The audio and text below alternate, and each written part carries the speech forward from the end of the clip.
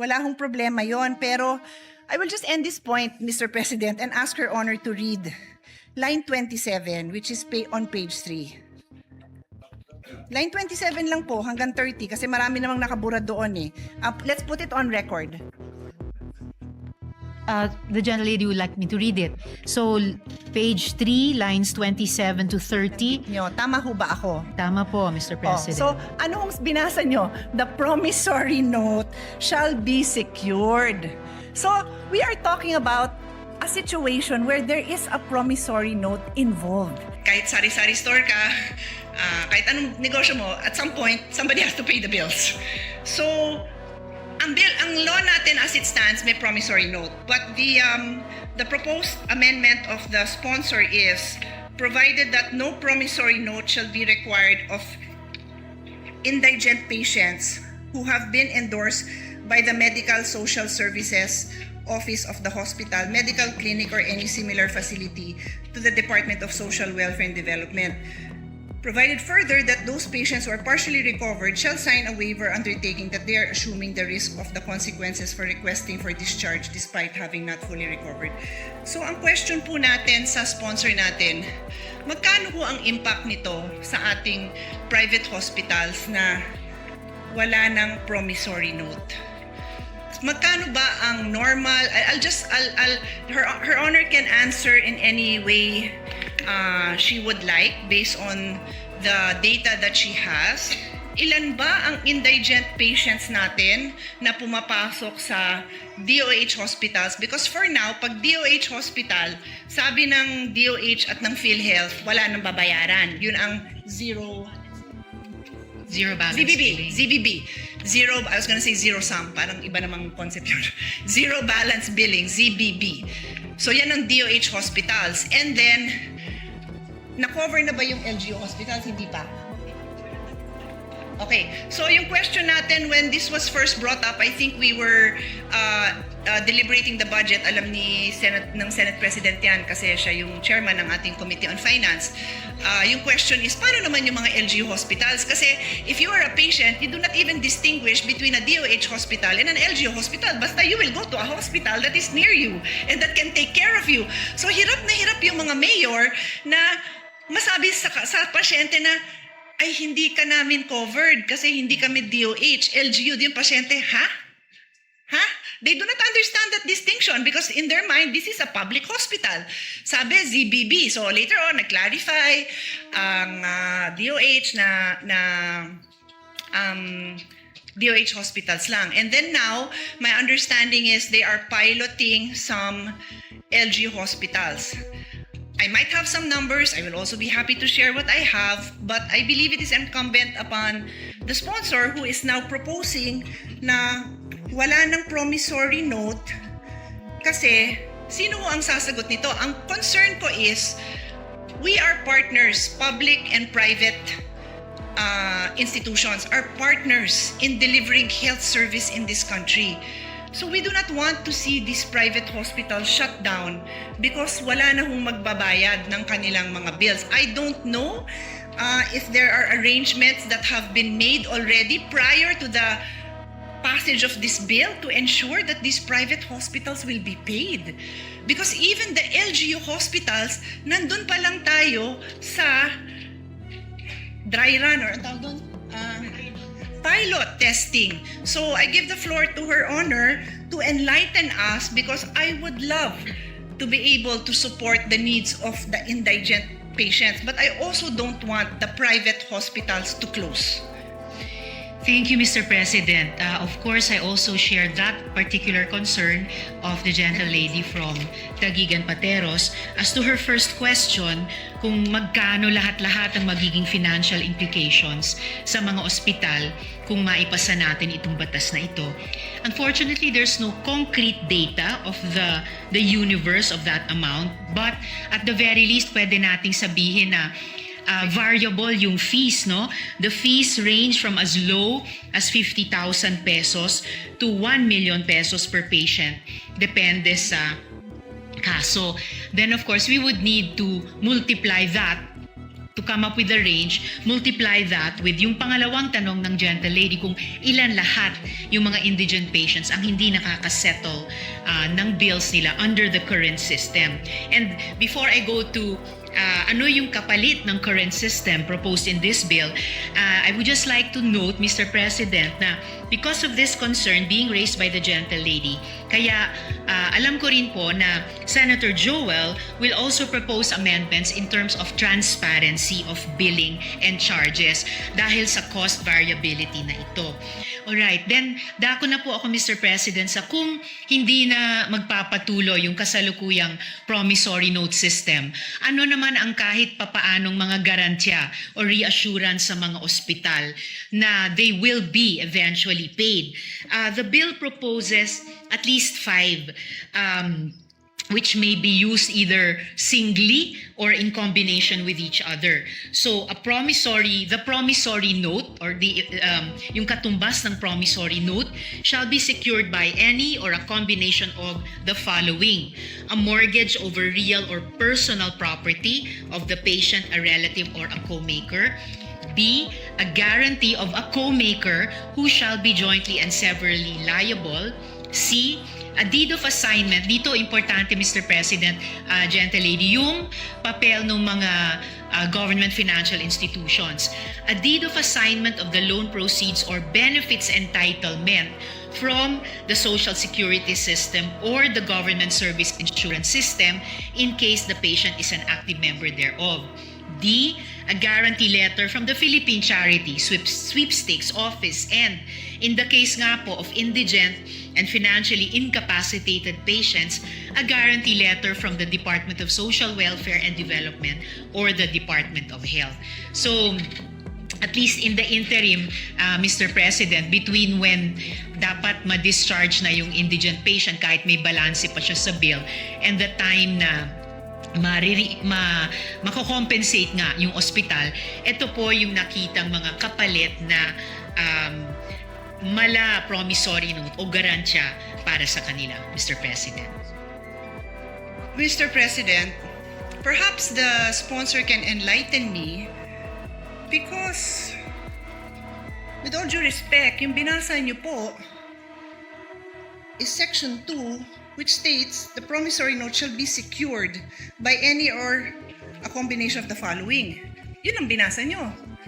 So this is, the promissory note will be secured by these items, yung inisa-isa nyo. What you told me is ito yung mga kapalit ng promissory note. Hindi ho yan ang nakasulat sa bill ninyo, Mr. President.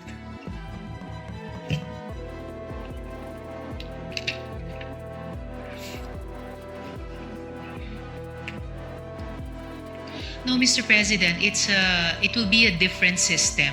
Kung dati the indigent patient and his or her family were on their own to execute a promissory note kahit wala or kulang na kulang ang anumang collateral.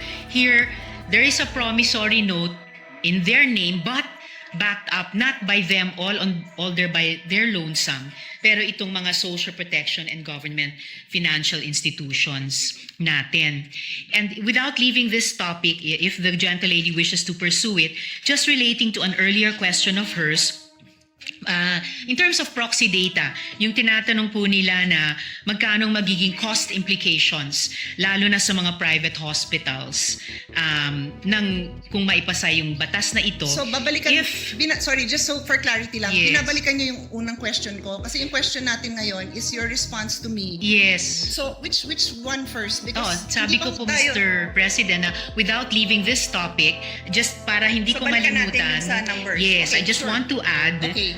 yung sagot ko kanina dun sa isa sa mga naunang tanong ng gentle lady na to use proxy data, if private hospitals are claiming 7 to 10 billion pesos from PhilHealth, then at least for purposes of discussion, we could assume around that amount yung implication sa kanila kapag maipasa itong batas. So that 7B to 10B worth of payments due sa kanila ay ipasasalo natin sa ganitong bagong sistema. And then, again, mindful Can I comment on that one? Yes, Kasi Mr. otherwise, either I'll comment on this now or ililista ko lang kasi It's all right, Mr. President. sige. So, the gentlelady may Her proceed. Honor's theory is that based on the claim of private hospitals to PhilHealth, and Her Honor said it is 7 to 10 billion, yan yung ina-assume ng ating sponsor na amount that is needed to cover indigent patients. Yes, Mr. Saan President. mo nanggaling yung figure na yon? From PhilHealth, Mr. President, with this What aggregated. is the exact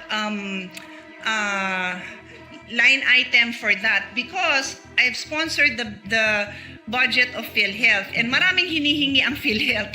So, hindi ko kayang tanggapin na yan necessarily ang pang-indigent because the record also shows napakaraming indigent patients who don't bother going to the hospital because alam nilang wala silang pangbayad. So this is probably the bill for lower middle class or middle class patients who cannot even cover the bill. Hindi pa yata ito yung sa indigent. So we have to be clear if we are going to mention numbers that this definitely covers the sector that we are referring to. Yun lang naman yung reason kung bakit nagtatanong ako ng numbers kasi nakakatakot magpasa ng batas na to at batas ko to at gusto ko naman talaga siyang pagandahin na hindi tayo clear sa figures natin, Mr. President. Yes, Mr. President, I'm just pulling up the disaggregated data for which we came up with this proxy data of a range of 7 to 10 billion pesos. And I will be giving that to the gentlelady during this interpellation or this period of amendments. Additionally, Mr. President, before returning to the latest concern of the gentlelady, mindful of the apprehensions and reservations raised by the good senator from Taguigan Pateros regarding the possible cost implications to government, the sponsor wishes to place on record that the provision is anchored on the availability of medical assistance programs of various government agencies as provided under this bill na binanggit ko nga, Mr. President, as well as, of course, the continued implementation of the government's zero balance and no balance billing policies.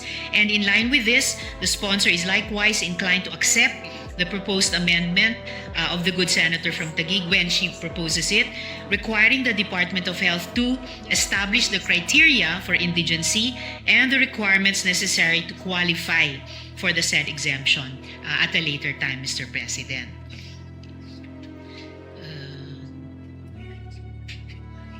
So the latest concern of the gentlelady was So Her Honor made a statement that there are other ways the bill intends to support the indigent patient. And Her Honor mentioned letter A, B, C, D, E. Sabi nyo, 5 po yun. Ang sinasabi ko po sa inyo, kindly educate me because yung sinabi nyo, wala yan sa bill. Ang naka-enumerate dyan na 5 items are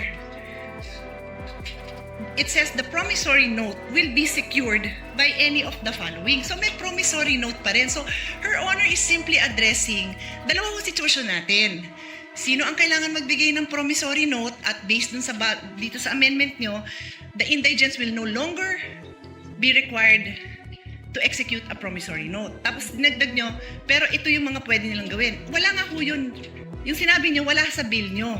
Ang nasa bill ay yung mga 5 items that are used to secure a promissory note. So that covers the people who need to pay a promissory note. So Her Honor has to clarify this because it's not what she's saying is not in the bill.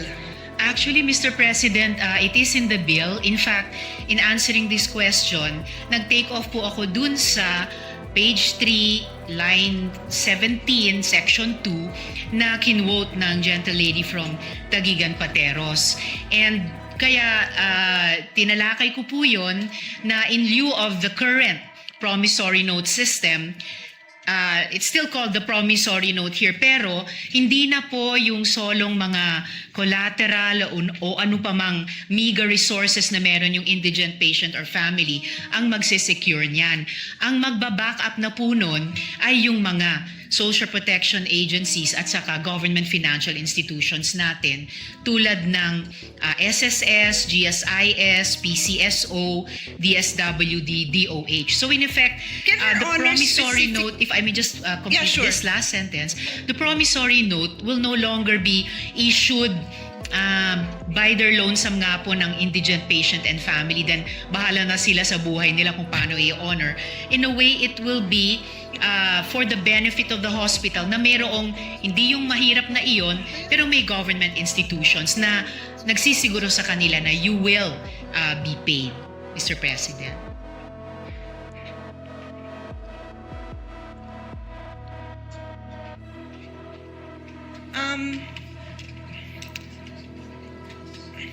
Should we suspend? Because what Her Honor is saying is not written in the bill. So I don't know if We Her may Honor suspend, would Mr. President, like but- me to approach and try to explain, because I understand what Her Honor is trying to say. What I'm saying is it's not written in the bill.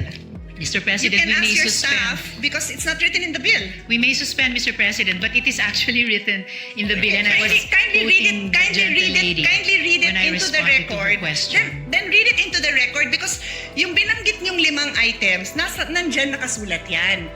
But line 27, section 2, line 27 says, the promissory note shall be secured by any or a combination of the following. Yun nga kung binanggit nyo, nandyan yan. But it says a promissory note will be secured. My question was, paano mabubuhay ang mga ospital kung wala ng promissory note? Hindi nyo pwedeng ibato ito kasi ito sabi the promissory note will be secured by the following. Perhaps Your Honor would like to make an amendment that says that in lieu of the promissory note, kasi yun ho ang sinasabi ninyo. Ang sinasabi ko, hindi nga ho nakasulat. So would you like to propose? Because we are happy to study and support. But hindi nga ho nakasulat yun. Yun lang naman ang puntos ko. Hindi pwede kasi yung intention natin hindi klaro sa batas. Well, that's why I'm glad, Mr. President, that we are in the period of amendments, because this representation is very open to proposed amendments, including subject to style, to not just improve the content of the bill, pero klaruhin ang crystal clear kung ano po yung intent niya. So no problem with that, Mr. President. Yes, and that is what I'm doing by using the period of amendment to make the interpellations. I am making it known to the sponsor that what she is saying is not in the bill. So I believe if yun po ang intention ng sponsor, then kayo po ang isulat nyo po yun kasi kayo ang nagsabing yun yung gusto nyong gawin eh. Di kayo po ang magsulat nun, and we will be happy to review it kasi hindi ko po amendment yun. Ako yung nagtatanong kung ano ang gagawin ng ospital kung wala siyang promissory note.